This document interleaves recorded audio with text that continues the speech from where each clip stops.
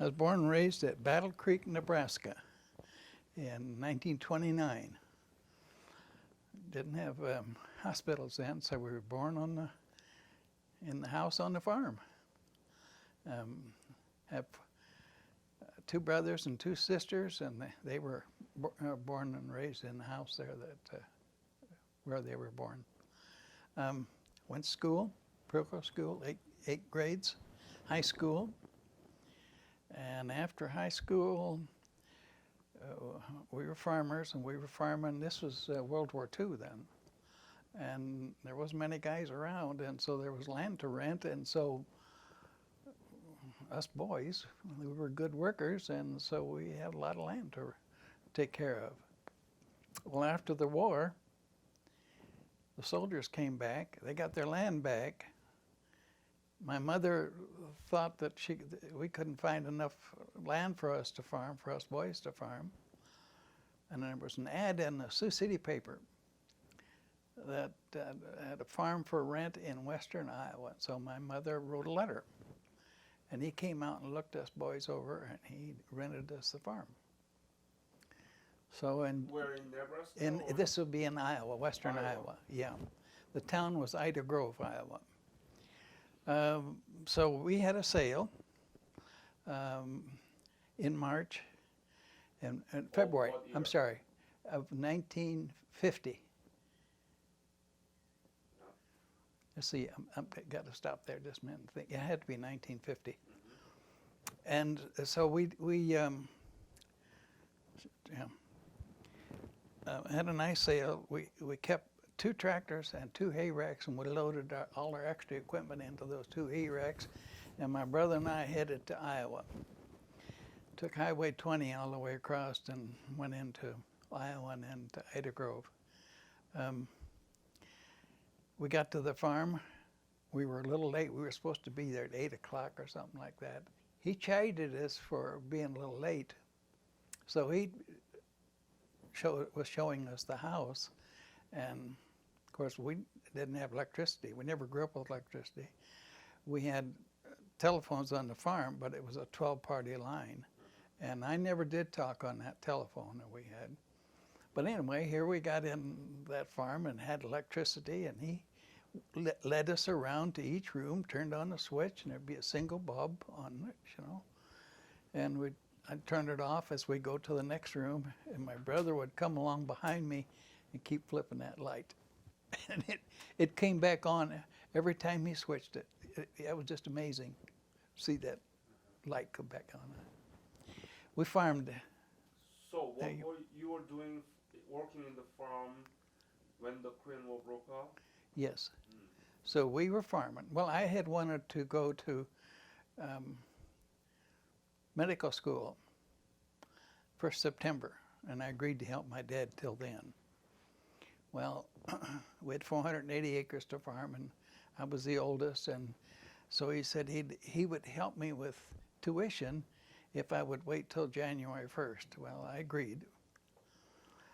And then in December about, I went out to Valparaiso, Indiana, and enrolled in pre-med college there. Well, the Korean War broke out in June, and it was getting quite serious, and they needed lots of troops, and they were drafting. And I knew I'd be number 1 because of my age, and you know, I missed the Second World War.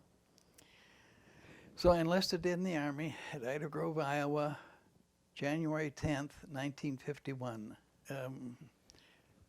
We went on to Fort Riley, Kansas. I did 8 weeks of basic and 4 weeks of leadership school. And from there, come home a week, 10 days, and shipped back out to Washington. I forget what town. I think it's in here, but anyway. And from there, we went overseas on the USS Pope. And I think that there was at least 5 high or 6 high, the bunk beds in that thing. I don't know how many soldiers we had on. I could have looked up on the internet, but there were so many guys. And we got over to Yokohama and got into the typhoon. And so we were putting all our clothes in a pile out there on the parade ground, and it all got soaked. So they had to issue us new clothes then so that we could go to Korea. And I think it was just 3 or 4 days after we landed in Japan, we were back over in Korea. So exactly what date did you enter the Korean theater? Do you remember? No, but about mid-July would be my guess. Of 1951. 1951. Mm-hmm. And there was 100 and some of us guys, plus 5, 6 lieutenants, first lieutenants, all assigned to Fox Company. And we got up there and the fighting was in full force. And we stayed down in the valley while they were fighting up on the ridgeline. You could see them up there. And then when the fighting died down, well, you know, those guys were all anxious to get up there and join. And we had to stay 5 yards apart. And we did, waiting to go up. And a mortar landed, 20 feet down there. And went off, and I was standing by a rock, and a piece of shrapnel hit the rock and went up under my eyelash there. Everything got covered with blood, you know. Well, I was used to, on the farm, we took care of the hogs that needed to be taken care of and that, and you know, you got bloody then, and just wipe it off. And so I just wiped it off my outground and wiped it on my pants and forgot about it. So next day we went up online then. So that night we went up online and got situated up there. Then they made me 4th Platoon weapons. So I had a 57 recoilless or machine gun, either one was my specialty. The other guys, so I was 4th Platoon, and the first 3 platoons, they do most of the fighting. 4th Platoon, they do the backup, you know, weapons backup and things like that. So that's what I was doing. That first day that we were online, then our company, our main company, George Company couldn't take the enemy hill. So our company was assigned then to take that hill. 3rd Platoon went out and couldn't make it. They fought all day. We could see the enemy. You could see them walk. We could see them walking over there. So I was going to say 1,000 feet approximately in that range. You could see the enemy coming up this hillside.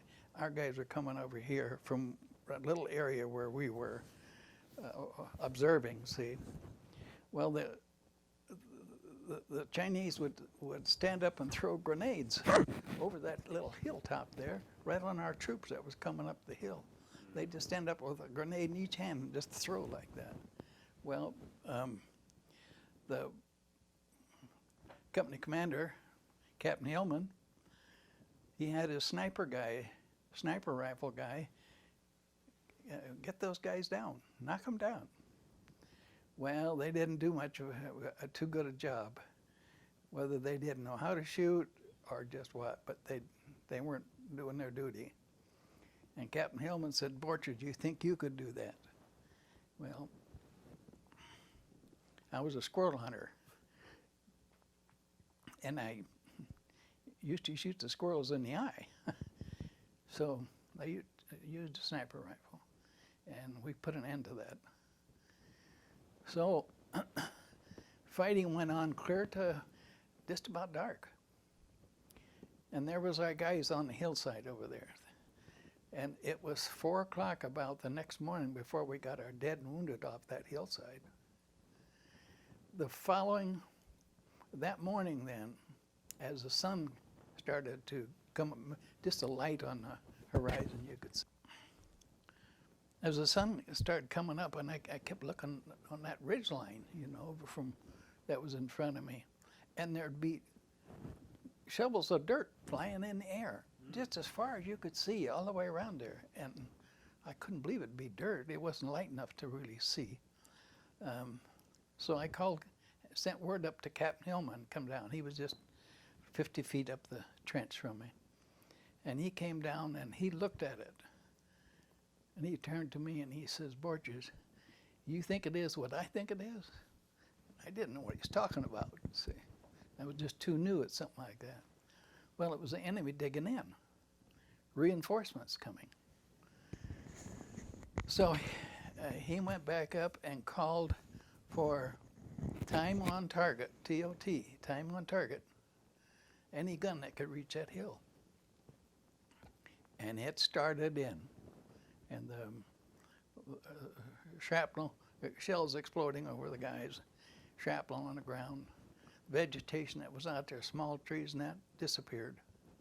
So they were digging in, right? They were digging, yeah, they had trenches up there, but they were digging them deeper and wider, and what it ended up was they was changing battalions.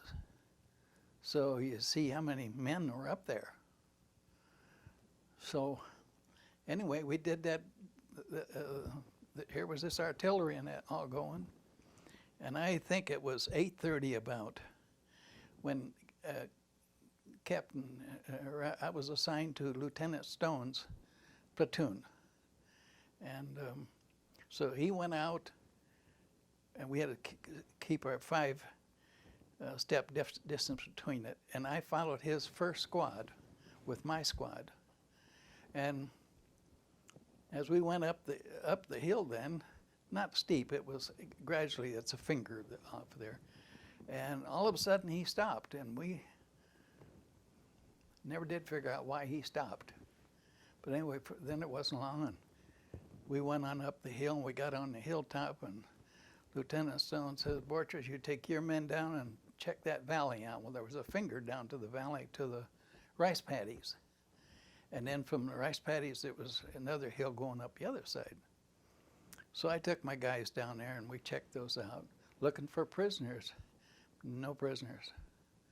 There was a few of them alive yet, but they were so cut up with shrapnel, it obliterated them. Well, they had caves dug in ever so often, and trenches to the caves, trenches leading to the next cave. And the guys got in those caves, and all the others wanted in the cave too. And you just had piles of dead soldiers on top of the cave.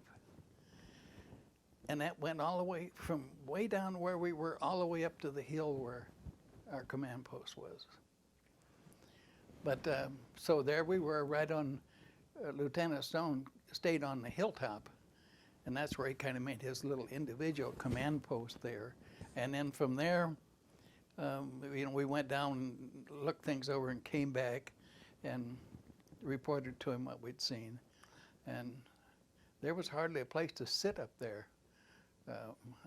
Just the guys were done for. We spent the night there on the hilltop. And the enemy soldiers talked to us. Now, when I say talk to you, if you ever know about death, the bodies will make noise during the night. As they cool, they'll make a noise.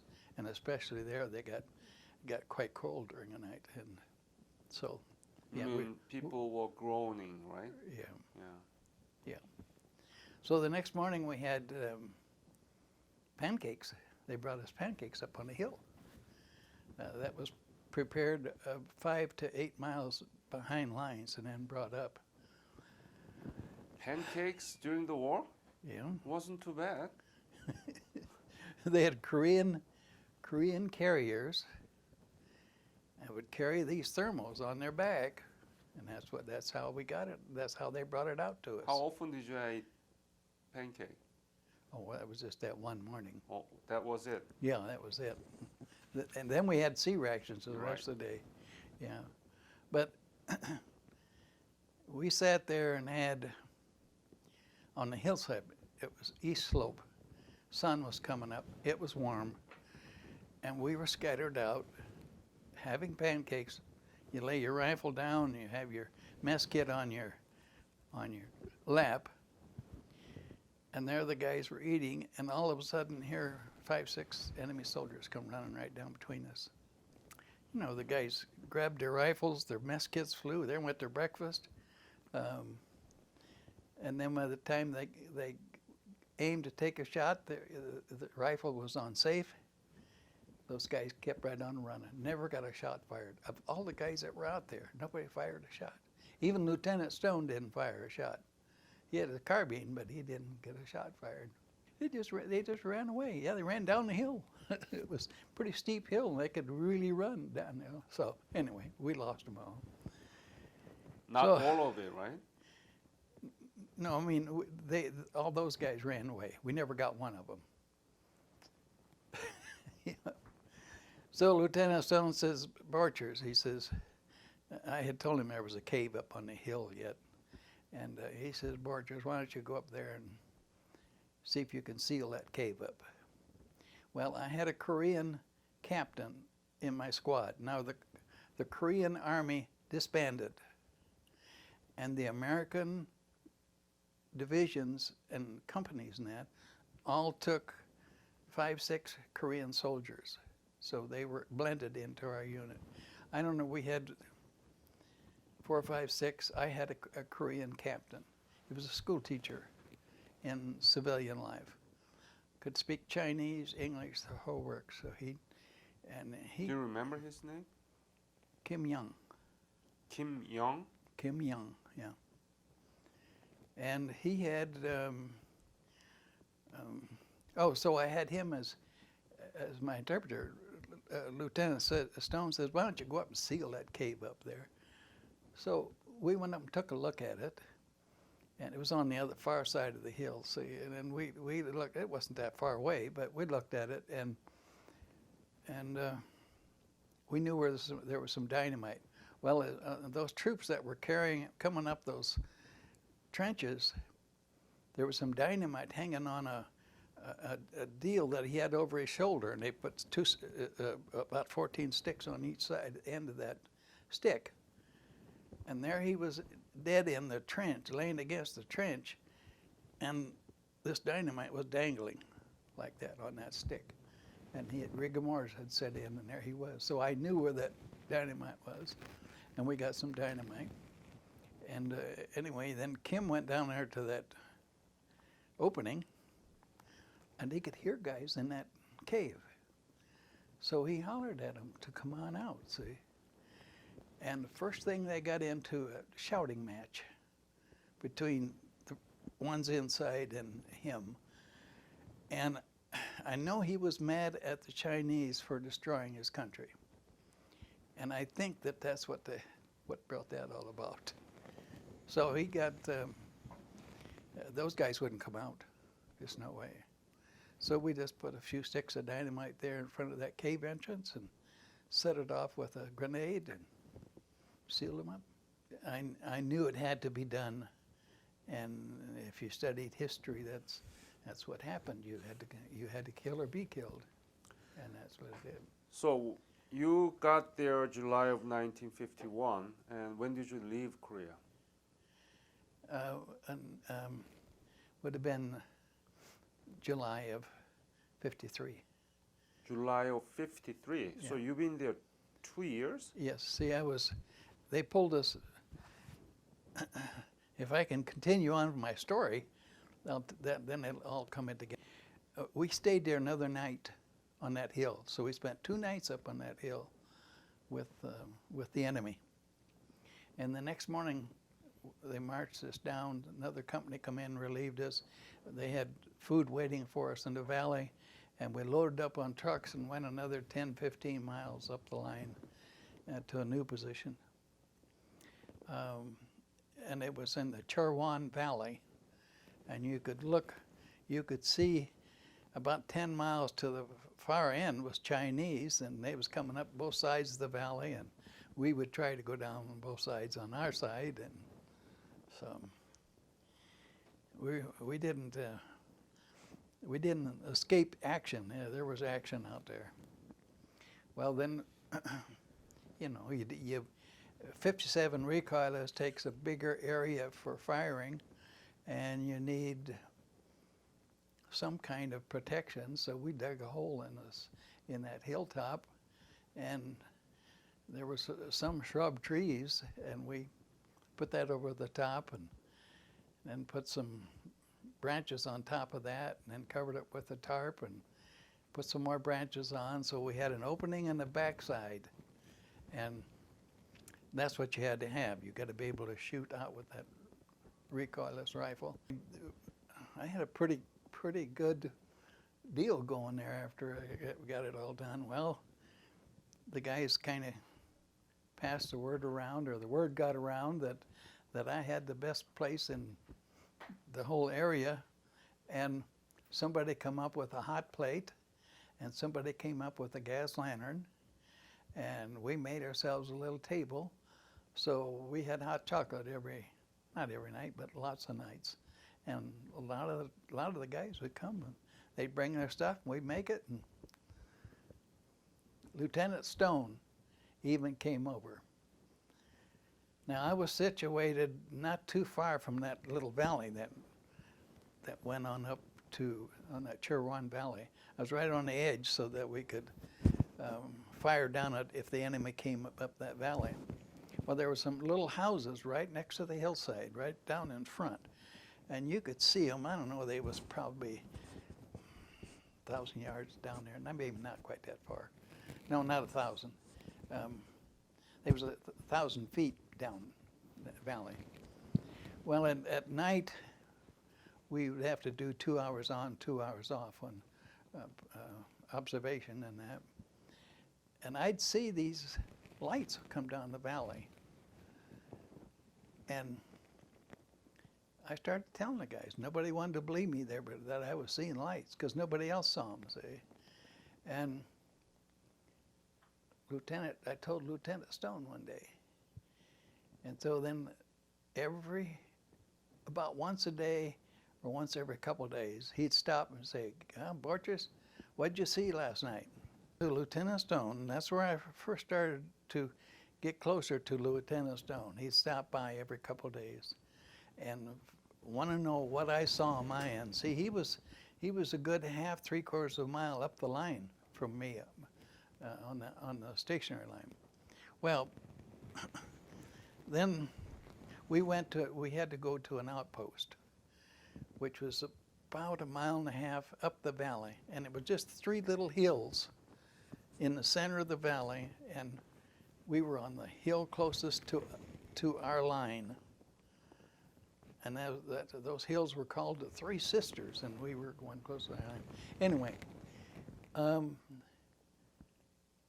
one company spent the night out there, maybe 2 nights, I don't really know, but we were the second group to go out and spend the night out there. And they had barbed wire up, trenches dug, nice trenches. And, I don't know, probably 9 o'clock at night, the rats started running around. And so kind of knew something was up. Well, then we started getting artillery fire, mortar fire. From Chinese? From the Chinese. And then within the hour, we heard bugles. And we were being attacked. Well, as the mortar fire started, I had the guys take off their jackets and put their rifles in the sleeve of the jacket and wrap it tight, because those rifles had to work later on, see. So, and the artillery fire did stop. And I said, all right, guys, get your rifles out. And we got them out and oiled them, and with that, we were attacked. Well, our barbed wire was still up pretty good. Before I came out there, I ran across some flares, hand flares. They're grenade flares, is what they are. And they'll burn for, I don't know, half a minute or 1.5 minutes about, and that would give us enough time. If I threw it out far enough, you could see what was happening out there, see. Well, lo and behold, here the Chinese are coming with Bangalore torpedoes to blow that barbed wire up so they could get in. Well, we just picked those guys off. And so they couldn't get through that way. And then every Chinese company that I was aware of around there, they had a big tall guy in. And he'd come up to the fence and get down on one knee, and those little Chinese would come running, foot on the knee, and the other foot in the hand, and they'd throw him over the wire. Well, I threw another big grenade out there, Circus. and they couldn't get through. So we held our side, but the other side, they didn't. There was some of the soldiers deserted then from that side, and they just knocked that wire down, the perimeter wire, that the Chinese couldn't blow down. The guys took it down, just ran over it and just flattened it. Well, that opened up the back side, and the Chinese started coming around, and they give them an opening, and I didn't get orders to evacuate. I was waiting for my first sergeant to give me orders that I could take my men out. Nobody came. And the Chinese were coming around and said, GI, where are you? GI, where are you? And I said to my guys, it's time to go. So we got out of there. Now, it had been cold enough to where the river froze over a little bit. You know, the ice was, half, 3/4 of an inch thick, and those things were floating down the river. And we had to cross that river. And so I took the guys over. We had one wounded guy that we were carrying on our shoulder. And I took the guys down to the river, and I stood in the center of the river and helped those guys across. And the two guys carrying the wounded guy were the last ones. And they got right in the center of the river, and they slipped on a rock or something and dunked our wounded guy. And we fished him out and got him on the other side. And now the ice was coming out of the ground like a frozen milk frozen in a milk bottle. You ever seen, you know, it'll push up couple of inches when it freezes like that? Well, that's where the icicles were coming out of the ground. Some of them were a good 2 inches, and in the ground, it just crunched when you walked on it. Well, we had to lay on that. That's how cold it was. And we had to get behind a rice paddy because the guys on our line thought they were being attacked, so they were firing down at us. So we got behind a rice paddy. We got our wounded guy there taken care of, got him up close to the bank and that. So I took off my jacket and I covered him up with that to try and keep him warm so he wouldn't go into shock. And then as it started getting just a little daylight up there, I hollered up at the guys. Well, then they realized that they weren't under attack anymore and they quit firing. And then I hollered at them again, and they, up and down the line, they hollered, ceasefire, Borchers is down there. So I told them we needed a medic, and so they sent a medic down. It took a good, almost an hour for them to get down there, and took care of the guy. We went up on the hilltop then, and it was an east slope, sun was shining, got a bite to eat, and got back online again. So, Back well, again. then they had sent a platoon out to get our dead and wounded out there off of that hilltop. And about 1 o'clock they came in, and I had a guy from New York that was in my squad. I had sent him up to there on the outpost there to set off a flare. We had an airplane flare that would burn for 5 minutes, and nobody set it off. And I had sent him up to get that set off. Well, he was the first one to come in on a stretcher, and he was laying on his tummy. And I greeted him as he came in, and he looks up at me and just looks down and never said a word. And I never saw him again. We never saw each other. His mother had written me a letter earlier wondering about her son because he wouldn't write home.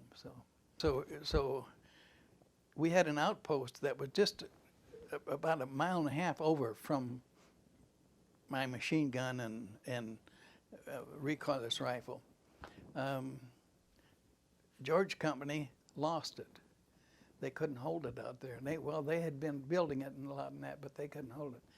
And so Fox Company had to send a platoon out there, and that's where Lieutenant Stone took his 3rd platoon out there to protect that outpost.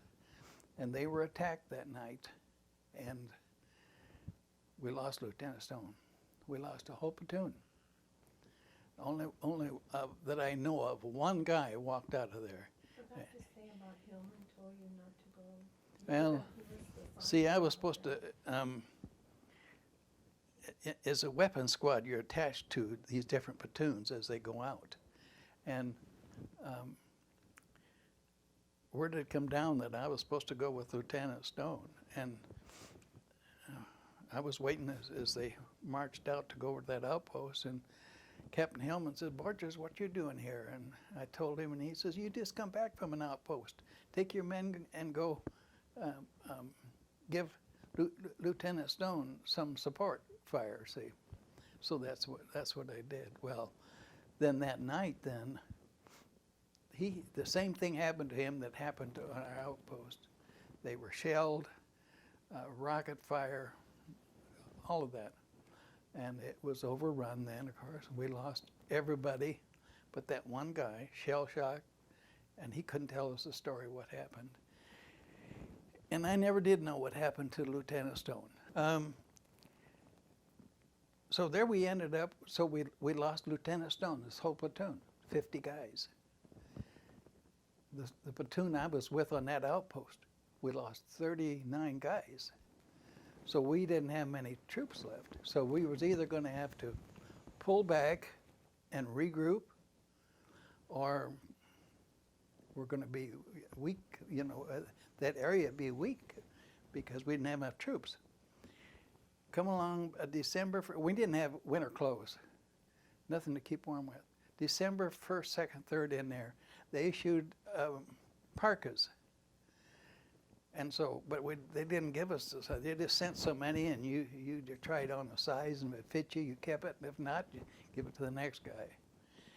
Come Christmas, and that was the first warm jacket and cap that we had, and gloves, but no shoes. I had the same shoes then as I had when I came in the service, and they were cracked, and we had no way to keep warm.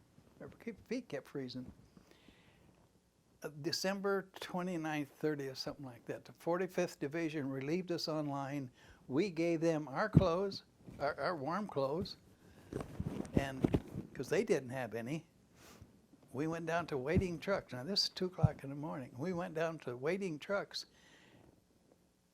just jackets, cap, and 5 above. Took us to a staging area. There was supposed to have been enough heat in the fuel oil to keep us going until 2 o'clock in the morning. So there we had a nice warm area for a while, and come 11 o'clock, the stoves all start going out. And we weren't being picked up until 2 o'clock to take us to Incheon. And so we were cold, and here come those open trucks, carried us down to the train to take us to Incheon, and the train had no heat. And we got to Incheon, our feet were froze, our hands were froze. And we got on the amphibious thing. It took us out to the boat, went to Japan, took us to Japan for about 3 or 4 days we was up there. So we did some winter training then. Later on, we had, the supply sergeant went home. And so we didn't have a supply sergeant. And I was eligible, one of the more capable guys that could do it. And so they offered it to me, and I took it. So I was company supply sergeant then. So that took me up to when I come home. I did have a week R&R in Tokyo. Got to see the snow-capped mountain. I forget what that one is. Mountain. Yeah. And then came back, and I was there about a week, and then went home. So, but I made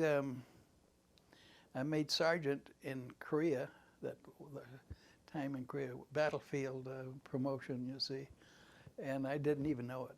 I didn't know I made corporal one time. But see, I was doing those jobs, but all this stuff is happening. You have no way of telling the rank, someone on rank on that. But there was no way of telling us either. So then, I made sergeant first class then, while I was there in northern Japan there as a supply sergeant. Have you been back to Korea? Yes, When did you go? a couple years ago, Uh-huh. and we walked some of the streets Right. there in Seoul, where I had walked in 1951. It was vibrant.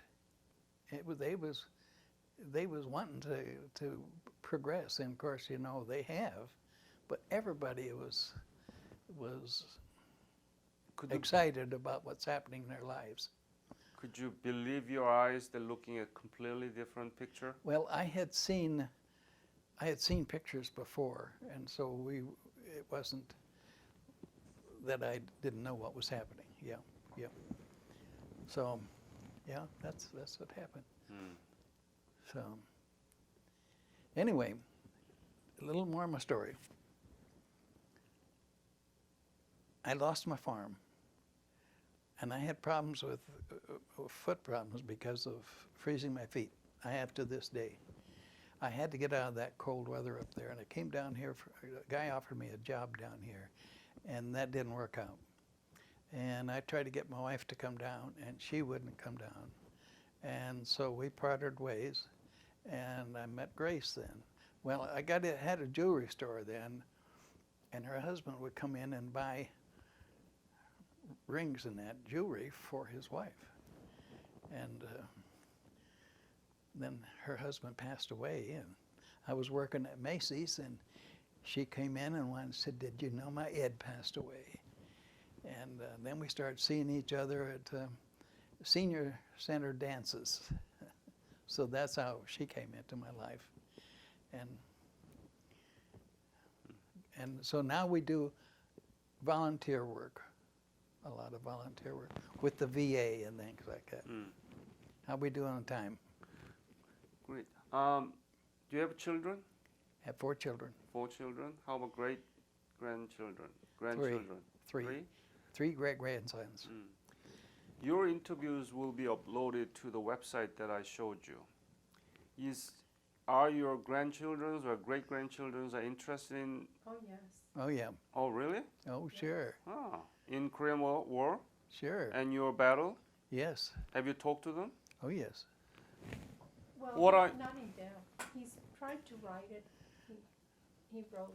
I've got a part of a story here for Yeah.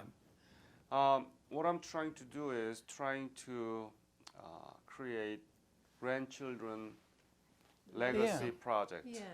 And that's the only way that we can pass on this legacy of your sacrifice. You almost lost your life several times. Yep. And now your sacrifice, your blood made what Korea it is right now. Yep. In 10 years, there will be not many Korean War veterans here. That's right. Right. True. And unless we motivate our own children and grandchildren and great-grandchildren to talk about this, study about this, and pass on the legacy, we're going to lose everything. It's true. One reason that I'm doing is to permanently preserve your memory, and what you just said to me is so moving, and I feel like I'm watching a movie, and it doesn't stop there. We have to let our children know about it. So if you ask your children to scan your material and providing an information, you have to tell them so that they know where, when, what, who, right? And if you send those to me, that's the first step for them to connect it with me. And I have 2 daughters, 8th and 9th graders. They are going to create this grandchildren club, and they can get connected. This is how I want to see the vision of Korean War veterans and their legacies to be preserved and passed on. So Yeah. would you willing to do that? Yeah, I think Talk so. to your grandchildren Oh, yeah. and ask them to help you scan it, put the data on it, and send it to me? Sure. Yeah. That will be Yeah. great. Now, do we have time yet? Yes, yes. Okay. I forgot to tell you about Marguerite Higgins. You know who Marguerite Higgins? She was there watching us take a hill one day. Lady war correspondent, Marguerite Higgins. She was sent to observe us take a hill. And we went out and did it. But I remember her with 2 Army officers as she observed us going out. And she wrote an article in the Times, in the Korean, in our, was it Army Times or whatever our Army newspaper was, that I want the kids to be aware of. War is not something to be proud of. But you have to respect what we did to protect the freedom of our country and our people and their lives too. So, yeah. So that's what. Any other story that we missed big here? Well, I can tell you one. Wow. I don't know how big it is. But one of the first outposts, we went on this outpost where we were overrun. It was an August afternoon, hot. You fill your canteen cap up before you leave the line, and you go out there and observe the enemy on a hilltop out there in that valley. And it was hot. And the guys had to be sparing with their water. And this kid from New York wasn't careful. And I don't know if he even had his canteen full when he came out. But anyway, when it came 4 o'clock and we started heading for our line, and we walked down the slope there to the rice paddy. We had to cross a bunch of rice paddies. And he was so thirsty. He was behind me, 2 guys. And he passed me up and ran past Captain Hillman and got down into the rice paddy and was going to drink water like a dog out of that rice paddy on his hands and knees and just get down there and drink it. He was that thirsty. And Captain Hillman put his carbine on his shoulder and he says, "You drink 1 drop of that and I'll shoot you." And I remember him turning around looking at Lieutenant Air Captain Hillman and, "Really?" Yeah, that's the way it was. Those city guys didn't know anything.